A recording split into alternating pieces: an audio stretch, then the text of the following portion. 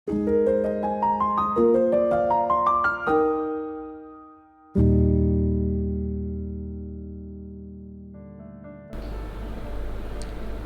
Bapak Ibu, bagaimana kabar Anda hari ini? Semoga kita semua masih dalam keadaan yang baik sampai saat ini. Bapak Ibu, sebagai manusia, kita punya kecenderungan untuk memperindah penampilan diri kita. Tentu hal itu, memperindah diri itu sah dilakukan. Memperindah penampilan kita adalah salah satu bukti bahwa kita menjaga dan merawat tubuh yang sudah Tuhan berikan kepada kita. Nah, sebagai manusia Kristen kita juga punya kecenderungan yang sama, yaitu memperindah tampak luar kekristenan kita. Contohnya misalnya dengan melakukan beragam aktivitas keagamaan. Kita beribadah, kita ikut persekutuan, kita ikut PA gitu ya, rutin berdoa, membaca kitab suci dan merenungkan, dan lain sebagainya. Makin banyak aktivitas keagamaan yang kita lakukan, maka kehidupan Kristen kita akan tampak indah. Orang melihat dari luar gitu ya, wah si A ini rajin ke gereja dan lain sebagainya. Tampaknya indah gitu ya, makin banyak kegiatan dan aktivitas agama yang kita lakukan gitu ya. Tapi sayangnya Bapak Ibu, seringkali kita itu fokusnya yaitu cuma pada penampakan luar kekristenan kita saja. Akhirnya kita luput memperhatikan apa yang ada di dalam. Kita jarang bertanya pada diri kita sendiri, apakah melalui beragam aktivitas keagamaan yang saya lakukan itu pada akhirnya membantu saya menjadi seorang Kristen yang makin berkenan di hadapan Tuhan atau tidak? Seringkali kita luput, Bapak Ibu.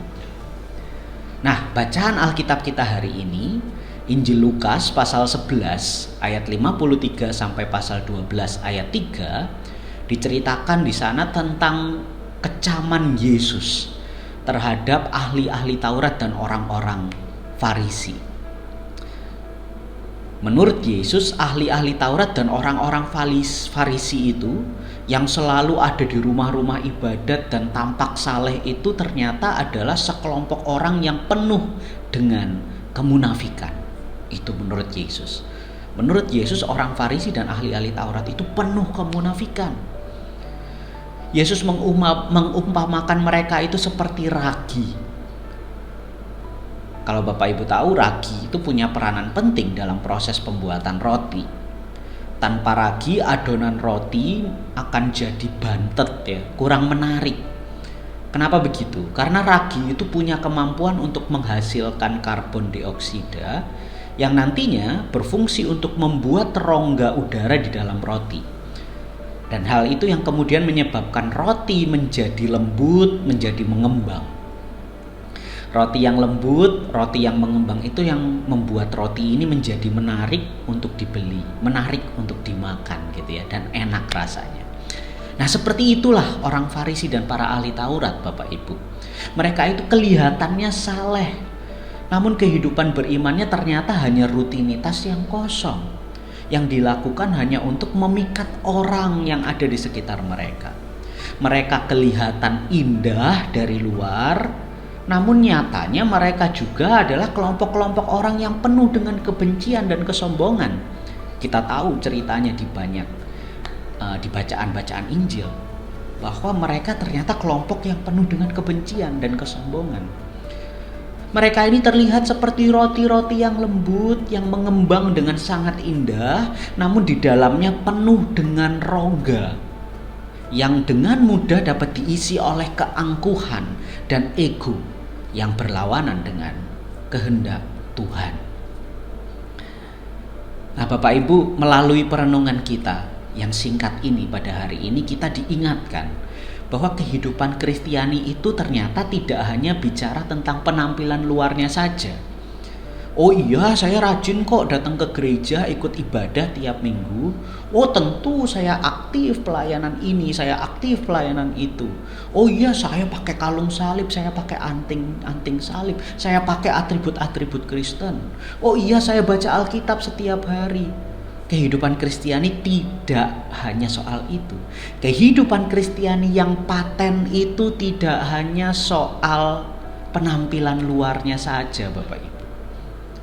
Menjadi seorang Kristen yang paten itu harus punya kehidupan beriman yang tulen. Sekali lagi, menjadi seorang Kristen yang paten tentu harus punya kehidupan beriman yang tulen. Dan kehidupan beriman yang tulen itu tidak bisa berat sebelah, yang cuma mementingkan penampilan luarnya saja, yang cuma mementingkan aktivitas keagamaannya saja. Nggak bisa. Menjadi seorang Kristen yang paten tentu harus punya kehidupan beriman yang tulen. Maka Bapak Ibu, mari saat ini kita lihat lebih dalam pada diri kita masing-masing. Apakah melalui beragam aktivitas keagamaan yang saya lakukan itu membantu saya jadi orang Kristen yang makin berkenan atau tidak? Apakah melalui beragam aktivitas keagamaan yang saya lakukan itu justru membuat saya sombong? Apakah melalui beragam aktivitas keagamaan yang saya lakukan malah membuat saya membenci yang berbeda dengan saya? Jika semua aktivitas keagamaan yang kita lakukan itu tidak membantu kita menjadi seorang Kristen yang paten, maka mari kita mohon Tuhan untuk mengambil alih kehidupan kita. Supaya kita tidak hanya menjadi orang-orang Kristen yang sibuk dengan segala aktivitas keagamaan kita saja. Namun jauh lebih dari itu, kita dituntun dan dimampukan untuk menjadi seorang Kristen yang paten, serta dimampukan juga menjalani kehidupan beriman yang tulen.